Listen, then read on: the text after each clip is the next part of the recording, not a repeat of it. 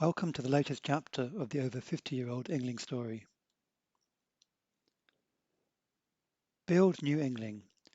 With this policy, the International Yngling Association has reacted to the increasing demand for new Yngling boats that will be competitive in regattas. Before the construction of new boats could begin, the outdated construction requirements of the Yngling class rules had to be adapted to comply with new European environmental protection laws. In addition, a construction solution to prevent the osmosis problem, which affects many old Ynglings, was sought. In order to comply with the new regulations, the previous hand layup will be replaced by a vacuum infusion process, and polyester resin will be replaced by vinyl ester resin. These recommended changes were studied in detail by the Technical Commission of the International Yngling Association and World Sailing. Eventually, permission was granted to go ahead and build 3 test boats.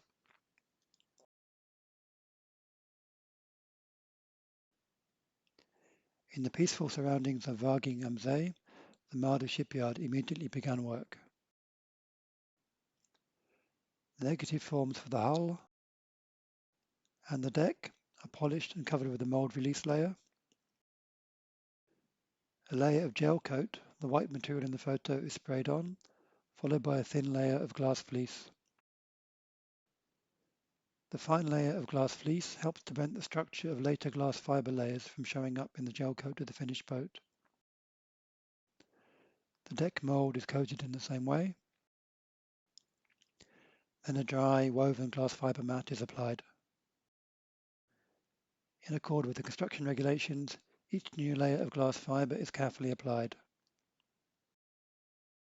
Then an airtight plastic layer, the blue material, is placed over the layers of glass fiber and made airtight around the edges, except for where tubes from a vacuum pump are led through.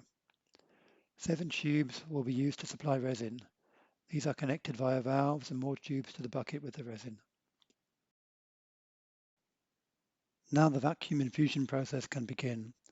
The vacuum pump is started to remove air from the layers of glass fiber between the mold and the blue plastic.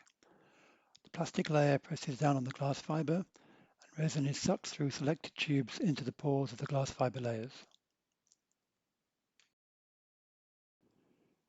As soon as the resin is seen to be spreading through the lowest parts of the form, the valves for the next higher set of tubes are opened. The tubes carrying resin look brown in the picture.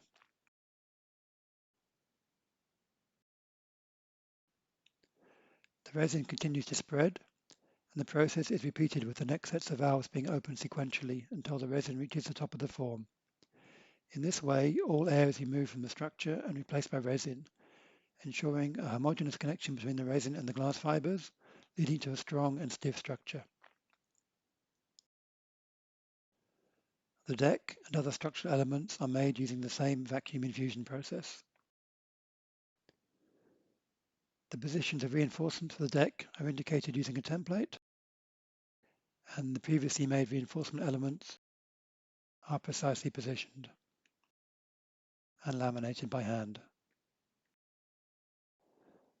The floors, the grey transverse structures seen in the image, are also positioned using a template.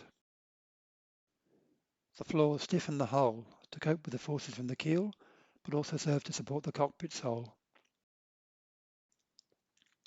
When the floors and bow and aft bulkheads have been integrated, the next stage can begin.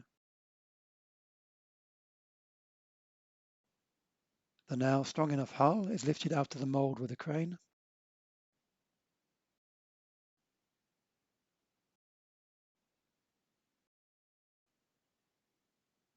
The hull is turned over and placed on the deck. The hull and deck are then laminated together. Laborious work that must be carried out under difficult conditions. Now just the keel is missing. The core is weighed and then will be placed between 2 vinyl ester resin parts. The 2 vinyl ester halves are coated with adhesive, then the iron core placed between them, and the keel parts are pressed together. This is carried out under high pressure so that air and any excess adhesive are squeezed out. After removing excess adhesive, the keel can be removed from the press. After all of the parts of the boat have been completed, comes the important work of the measurers. The finished keel is first weighed and then precisely measured. Using several official templates, Christian Diller checks the shape of the keel at various heights. The center of gravity of the keel must also be in the right place. Using a crane, the keel will be balanced on the mark point.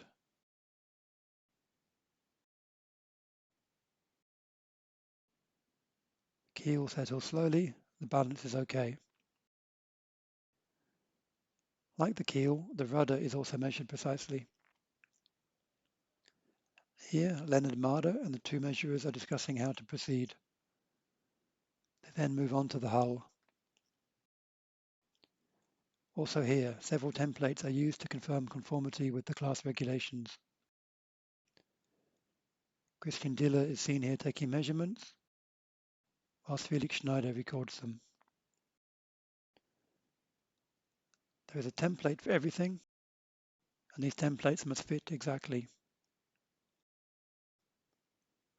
The templates reflect the more than 50-year-long history of the Yngling class, during which time the IYRU became the ISEF and now World Sailing. For the next test, the boat is lifted,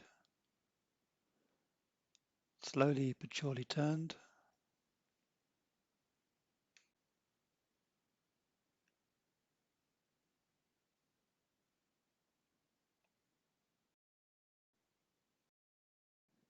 placed on a marker on the floor, and leant using the edge of the deck at a prescribed angle of 110 degrees. From this position, the boat must fall toward the wall and not away from it. Only then is the weight distribution optimal and compliant with the class regulations. Only now, when everything has been checked and carefully recorded, can the hull and keel be joined together. The keel is placed in a stand, adjusted to be exactly vertical, and the hull placed on top. Then the keel and hull are bolted and glued together, so that then just the transition area has to be sanded, made fair, and coated. Now we're just missing the deck fittings. Using templates, the positions of the fittings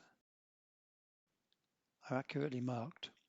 Every bolt hole or cutout is noted on the templates to be transferred to the deck. Variations of the layout are also foreseen. Once the drilled holes and cutouts have been made, the fittings can quickly be mounted in the correct positions. What initially looks rather chaotic and needing a lot of precision work soon turns into a well thought out layout, whether outside or within the boat. With trim lines and sheets in place, the boat is now ready for its journey from southern Germany to Lake Thun in Switzerland. Having arrived in Switzerland, sail number SUI 500 is a ray of hope for the future Yngling story. Cheers to the future of the Yngling.